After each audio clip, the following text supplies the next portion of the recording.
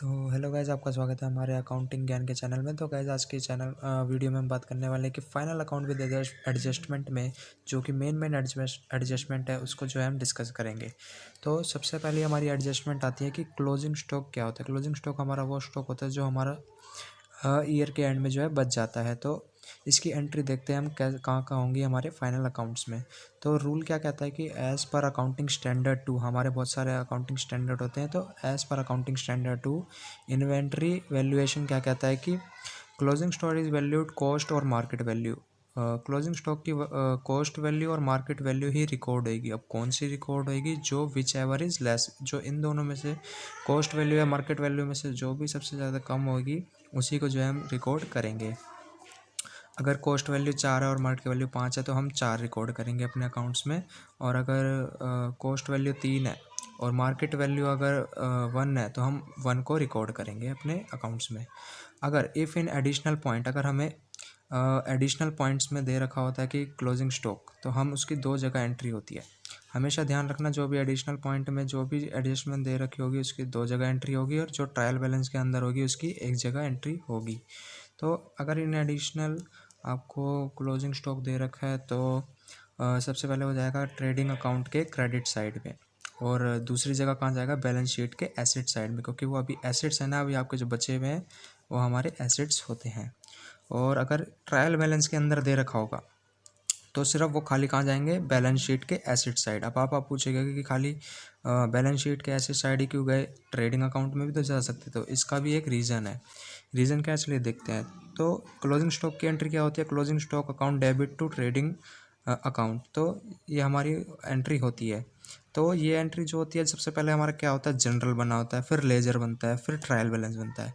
अगर trial balance में already आपको अगर दे रखा होगा क्लोजिंग स्टॉक, तो इसका मतलब लेजर भी पहले बन चुका होगा और जनरल एंट्री भी पहले बन चुकी होगी। तो इसका मतलब ये एंट्री भी आपकी हो चुकी होगी। तो इसी वजह से ये एंट्री पहले ही पास हो चुकी होगी। ट्रेडिंग अकाउंट के जो है हमारा पहले ही पास हो चुका होगा। तो अब बस खाली हमें इसको कहाँ डालना है? बैलेंस शीट के एसेट साइड। तो इसी वजह से जो है ये अगर ट्रायल बैलेंस के अंदर दे रखा होता है तो हमारे सिर्फ बैलेंस शीट के एसेट साइड डाला जाता है। उसके बाद हमारी नेक्स्ट एंट्री आती है आउटस्टैंडिंग एक्सपेंस। आउटस्टैंडिंग एक्सपेंस हमारे वो एक्सपेंस होते हैं जो कि expense due but not paid, जो कि एक्सपेंस तो हैं लेकिन अभी तक हमने दिए नहीं गए हैं। ठीक है, तो इन अगर इफ़ एडिशनल पॉइंट्स में दे रखा होगा तो ये हमारी लाइबिलिटी है। अभी तक हमारे एक्सपेंस है ना, यानी कभी ना कभी तो देने पड़ेंगे। तो ये हमारी क्या होती है? लाइबिलिटी, जो कि बैलेंस शीट में जाती है। और दूसरी जो है trading and profit and loss account में जाती है। अब मैंने दोनों अकाउंट क्यों लिया? क्योंकि अब अगर दिहाड़ी देना आपको एक दिन की बाकी रह गया तो वो वेजेस होगा, तो ये वेजेस तो ट्रेडिंग अकाउंट में जाता है। और सैलरी जो है हमारी P&L अकाउंट में आती है। तो इसी वजह से दोनों अकाउंट में से किसी में भी जा सकता है। अगर दोनों अकाउंट की बात की जाए तो दोनों साइड डेबिट साइड ही आएगा और टू एक्सपेंस में ये ऐड हो जाता है। अगर इफ़ ट्रायल बैलेंस के अंदर दे रखा होगा आपको आउटस्टैंडिंग एक्सपेंस, तो ये खाली सिर्फ बैलेंस शीट की लाइबिलिटी साइड जाएगा। इसका भी रीज़न भी मैं बता देता हूँ। जैसे कि इसकी एंट्री होती है expense account debit to outstanding expense, यानी आपका एक्सपेंस जो है पहले डेबिट हो चुका है और ये जो है क्रेडिट हो चुका है, यानी आपके यहाँ जो है पहले ही प्लस हो चुका है एंट्री की वजह से। तो इसका मतलब जो है ये भी ऑलरेडी पास हो चुकी है। अगर ट्रायल बैलेंस के अंदर आपको आउटस्टैंडिंग दे रखा होगा, तो अगर ट्रायल बैलेंस में ही आपको दे रखा है तो इसका मतलब इसका लेजर भी बन चुका है और जनरल भी बन चुका है। जैसे हमने पिछली बार यहाँ पे जो हमने बात करी थी कि हमारा जो है अगर ट्रायल बैलेंस में दे रखा होगा तो इसका मतलब लेजर भी बन के आया होगा और जनरल भी हो चुका होगा। तो इसी वजह से जो है वो ट्रायल बैलेंस में शो हो रहा होगा। तो अब जो है खाली हमें सिर्फ बैलेंस शीट में जो है इसका ट्रीटमेंट करना है। तो थर्ड हमारी आती है प्रीपेड और अनएक्सपायर्ड एक्सपेंस। ये कौन से एक्सपेंस होते हैं? जो हमारे एडवांस में ही पे किए जाते हैं। प्रीपेड यानी पहले ही जो हमने पे कर दिए हैं इन एडवांस। अब जैसे कि हमने देखो रेंट है आपका, अगर जो है अगर रेंट जो है अगर आपका ट्रेडिंग अकाउंट में, जैसे कि मान लो आपको महीने भर का होता है 10,000, तो यानी 12 महीने का हुआ 1,20,000 आपको रेंट मिलना है, लेकिन आपको 1,50,000 ही मिल गया। तो आप वो 1,50,000 नहीं दिखाओगे कि मेरी 1 साल की जो है इनकम है 1,50,000 की, जो है हमें रेंट जो है एडवांस में मिला है। आप जो है उसमें से माइनस कर दोगे 30,000 रुपये, तो 1,20,000 ही आप अकाउंट्स में दिखाओगे और ये जो बन जाएगा आपका एसेट्स बन जाएगा, जो कि एडवांस में आपको पेड हो चुका है। तो इफ़ एडिशनल पॉइंट में दे रखा होगा ये प्रीपेड वाला एक्सपेंस, तो हमारा trading and profit and loss account में जाएगा, 2 एक्सपेंस से माइनस हो जाएंगे जितने भी एडवांस पे कर रखे हैं, और बैलेंस शीट के एसेट साइड में चले जाएंगे।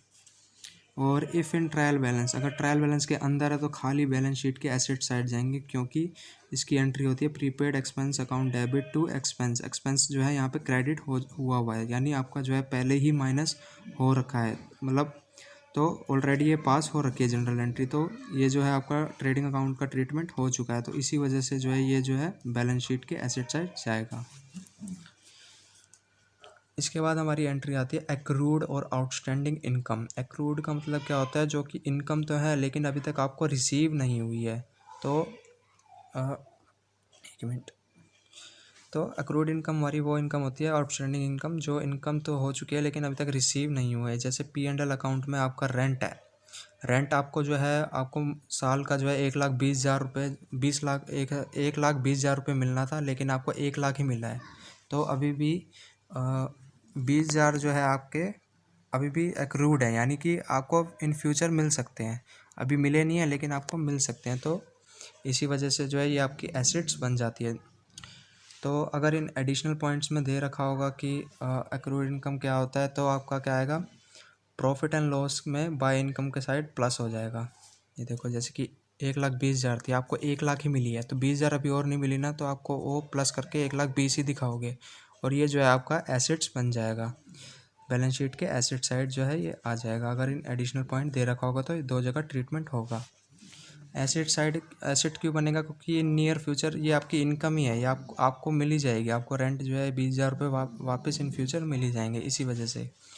और इफ़ इन ट्रायल बैलेंस, अगर ट्रायल बैलेंस में ही दे रखा होगा कि भाई एक्रूड इनकम, तो सिर्फ बैलेंस शीट के एसेट साइड आएगी।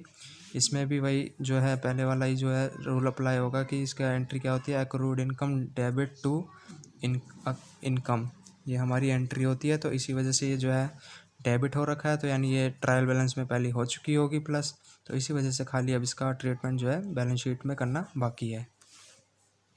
इसके बाद आता है एडवांस इनकम और अनअर्न इनकम, जो कि एडवांस इनकम जो है आपको जो है इसमें रिसीव हुई है।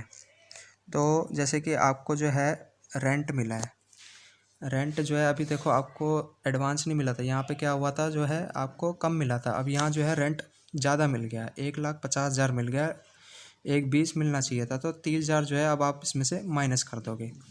पहले 1,20 बनाने के लिए हमने प्लस करे थे यहाँ पे एक्रूड इनकम, और यहाँ पे पर क्या होगा, माइनस होगा, क्योंकि ये आपको एडवांस मिल चुका है, तो ये एडवांस मिल गया है, तो ये अभी आपके लिए लायबिलिटी हो जाएगी। क्यों, क्योंकि जब तक अभी तक आप काम नहीं करोगे तो एकदम एडवांस आपका जो है एसेट नहीं मान सकते ना, तो इसी वजह से जो है अभी आपकी लायबिलिटी होगी, अगले साल आपके एसेट्स होंगे।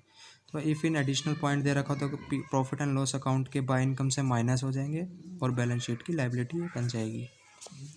और इफ़ इन ट्रायल बैलेंस, अगर ट्रायल बैलेंस में दे रखा होगा तो ये बैलेंस शीट की हमारी लायबिलिटी साइड आएगी, इसमें भी वही जो होगा, income account debit to advance income, ये हमारी जनरल एंट्री होती है, ये जो है ऑलरेडी आपकी जो है पास हो चुकी है, यानी इनकम एडवांस इनकम जो है ऑलरेडी क्रेडिट कर रखा है, तो ये माइनस जो है और भी क्रेडिट कर रखा है, तो इसके वजह मतलब ये माइनस पहले ही हो चुका है, ये जो जनरल एंट्री है इसकी ये हो चुकी है पास, तो इसी वजह से जो है यह बैलेंस शीट में ही खाली इसका ट्रीटमेंट होगा।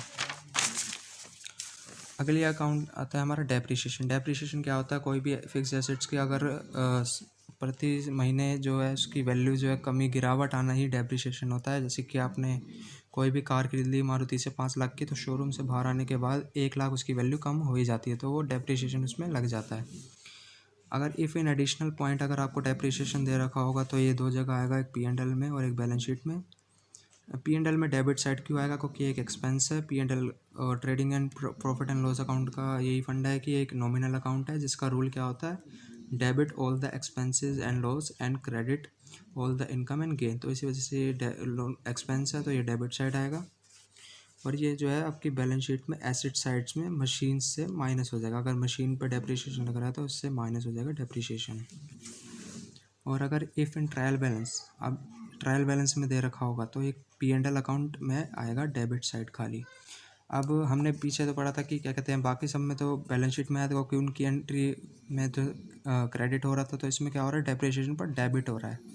डेबिट हो रहा है तो इसका मतलब यहाँ पे क्या हो रखा है कि इसको जो है ऑलरेडी माइनस कर चुके हैं हम, बैलेंस शीट में ऑलरेडी माइनस हो चुका है, तो इसी वजह से जो है फिक्स एसेट से जो है ऑलरेडी ये माइनस हो चुका है। तो अब जो है ये खाली पी एंड एल अकाउंट के डेबिट साइड इसको शो करना बाकी रह गया है। तो हम जो है ट्रायल बैलेंस के अंदर दे रखा है, तो हम इसको पहले ही शो जो है कर देंगे पी एंड एल अकाउंट के डेबिट साइड।